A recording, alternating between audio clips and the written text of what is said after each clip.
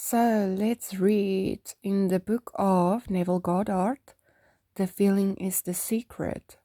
Chapter 1, Law and its Operation. The world and all within it is a man's condition, consciousness objectified. Consciousness is the cause as well as the substance of the entire world.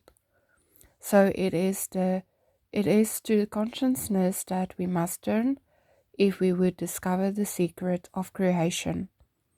Knowledge of the law of consciousness and the method of operating this law will enable you to accomplish all your desires in life. Armed with a working knowledge of this law, you can build and maintain an ideal world. Consciousness is the one and only reality, not figuratively, but actually.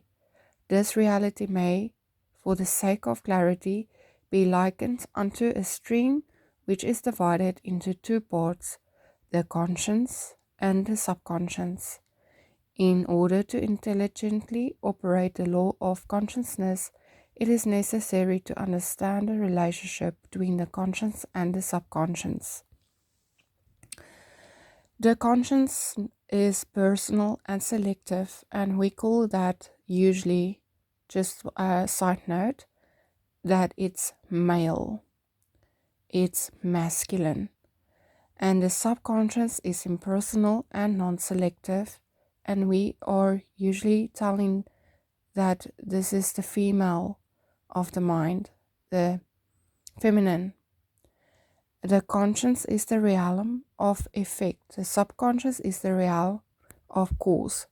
What that means, just a slight note, what that means is that your subconscious is, your conscious is the realm of effect, meaning what is projected out of your reality.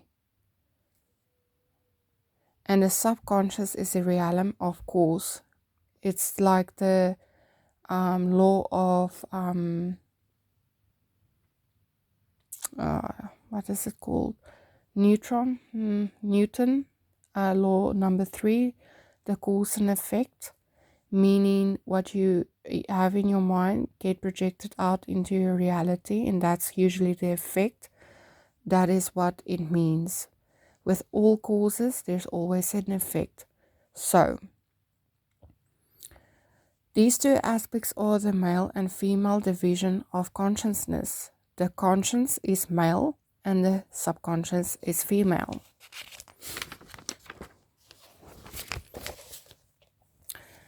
The conscious generates ideas and impresses these ideas on the subconscious. And the subconscious receives ideas and gives form and expression to them. By the law, first conceiving an idea and then impressing the idea conceived onto the subconscious.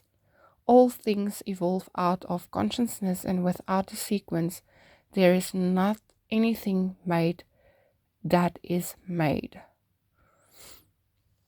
Okay, so guys, what it means when it says impressed, it's like having intercourse with a woman and you impregnated her and she conceive the pregnancy and have a baby that she have for 9 months before she gives birth.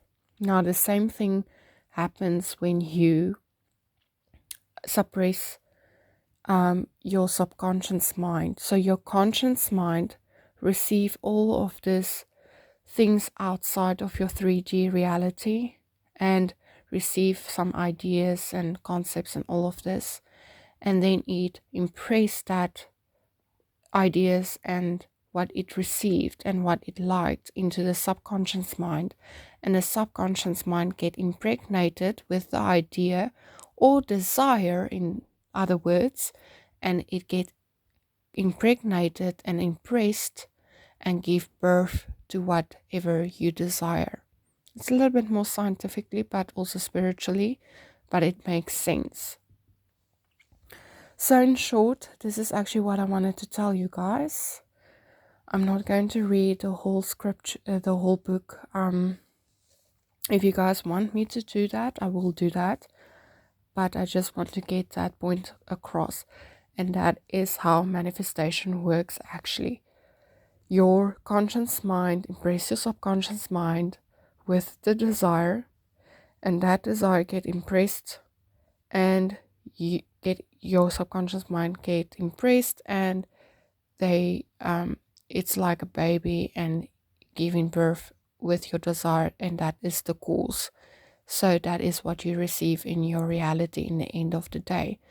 You can look at this in another way as well, as an analogy, that every desire is like a seed that you want to plant and experience the fruit of that tree.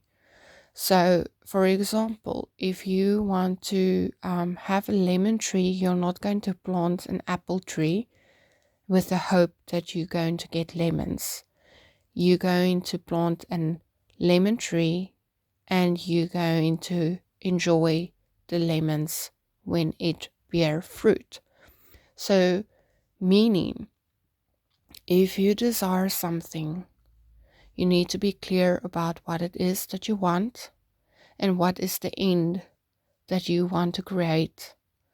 And then you need to impress your subconscious mind with that idea, and then let it be and let it go, and just give water when the memory or whatsoever come in your thoughts. And then you just water and remind yourself that you already have it and receive it. Because a pregnant woman don't go and have a look if she's pregnant. She knows that she's pregnant and she let it be and let the baby grow. She doesn't go and open her wound and look if the baby is still there or whatsoever. She trusts and believes that she's still pregnant, and therefore she doesn't worry if she is going to have the baby. The moment when you start to question and intervene and all of this stuff, then you start to actually making trouble for yourself and the pregnancy, and that might cause a miscarriage. So when you have a miscarriage, what happens? You need to repeat the process again. Now the same with your end desires. When you try to manifest something, you need to impress it in your subconscious mind, impregnate it yourself, and then it will get pushed out. Because of the cause, there's always an effect, and the effect will show up in its own appointed time. Because humans have 9 months, horses have 12, other animals have more or less.